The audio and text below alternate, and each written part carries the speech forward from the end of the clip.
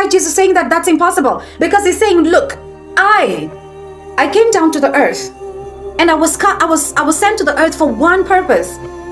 And that purpose was for me to die on the cross for your salvation, right? We need to look at things from Jesus' perspective, because that's the reality of Jesus, the person of Jesus Christ. I came to die here on the earth so you can be saved. It had to be me on the cross, because none other could do. I sent the commandments with Moses, but your forefathers could not keep the commandments.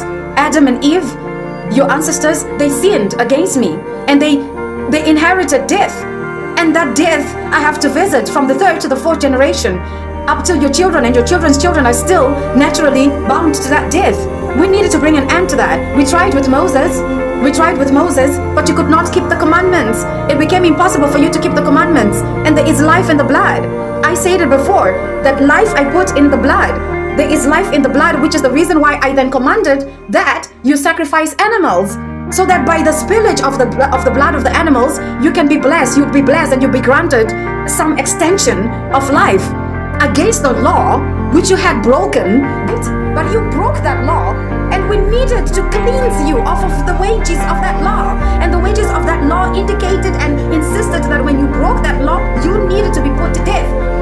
And not because you were not dead already you were dead anyway. So it was critical, because if you were bound by the law, it meant that not only were you going to be put to death in the physical, as in the carnal, in the flesh, but you were also going to be dead in the spirit. And when he came down to the earth, he came so he can be like you and me, right? And that's God the Son. God the Son. God still, but in Son form. Upon dying on the cross, he's completed and he's achieved. He says it is finished. He finished it all. He finished death, you are finished. Sickness, you're finished. Eternal damnation, you're finished. Bound to sin, it is finished. And the word of God says he was the ultimate sacrifice, because God is not going to die for us twice.